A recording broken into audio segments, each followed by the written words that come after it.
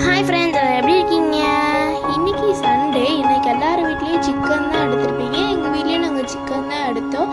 Chicken கிரேவியும் ரசமும் செஞ்சோம். அதுக்கு ஃபஸ்ட் சிக்கன் கிரேவி எப்படி செய்கிறதுன்னு பார்க்கலாம். அதுக்கு ஒரு குக்கரில் வெங்காயம் கருவேப்பிலை போட்டு நல்லா வதக்கிக்கணும். அடுத்து ஒரு மிக்ஸி ஜாரில் பூண்டு இஞ்சி எல்லாம் போட்டுக்கணும். அதுக்கப்புறமா ஒவ்வொரு ஸ்பைஸஸ் சேர்த்துக்கணும். நான் ஒவ்வொன்றா சொல்கிறேன். பட்டை, ஏலக்காய், அன்னாசி பூ, கல்பாசி, ஏலக்காய், கொஞ்சமாக தேங்காய், புதினா, கொத்தமல்லி போட்டு அரைச்சி எடுத்துக்கணும். அதுக்குள்ள அந்த வெங்காயம் கருவேப்பிலை வந்து நல்லா ப்ரௌனாக வதங்கியிருக்கணும்.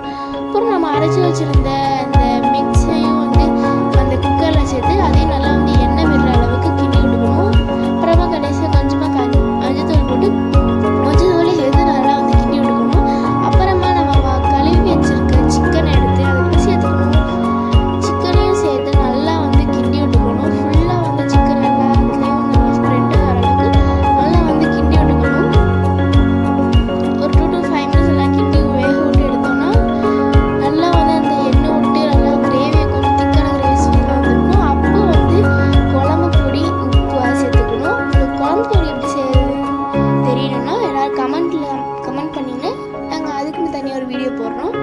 அதுக்கப்புறமா நம்ம தக்காளி குட்டி குட்டியாக வெட்டி அதை அரைச்சி அதையும் ஊற்றிக்கணும். அடுத்து நம்ம ரசம் எப்படி பண்ணுறதுன்னு பார்க்கலாம். அதுக்கு ஒரு மிக்ஸி ஜாரில் மிளகாய், சீரகம், கடுகு, மஞ்சள், நெல்லிக்காய் எல்லாத்தையும் போட்டு அரைச்சிக்கணும். அப்புறம் புளிக்கரைசலில் தக்காளி, புதினா, கொத்தமல்லி போட்டு கரைச்சி இன்னொரு சட்டியில் எண்ணெய் ஊற்றி கடுகு போட்டுட்டு சோம்பு போட்டுக்கிட்டு நெல்லிக்காய் போட்டு கருவேப்பிலை போட்டு அதையும் நம்ம நல்லா கிண்டி வச்சுக்கணும். அதுக்கப்புறமா நம்ம நெல்லிக்காய் மசாலா ரெடி பண்ணி வச்சோம்ல அதையும் இந்த சட்டியில் சேர்த்து கிண்டி விட்டு அப்புறமா நம்ம புளி காய்ச்சினதை ஊற்றி வேணுன்ற அளவுக்கு தண்ணி ஊற்றிக்கலாம். தண்ணி வேலை நினைக்கிறீங்க, தண்ணி தேவையில்லை. அதை நல்லா கொதிக்க விட்டால் ரசமும் ரெடி. இந்த சைடு குக்கரை வந்து கொஞ்ச நேரம் ஓப்பன் பண்ணி பார்த்தா சிக்கன் கிரேவி ரெடி. கரைசி இறக்கும் போது கொஞ்சமாக கருவேப்பிலை போட்டு இறக்கிட்டா ரெடி. நாங்கள் 4 நாளாக வீடியோ போடல, அதனால் அதுக்கு ரியலி சாரி. ஏன்னா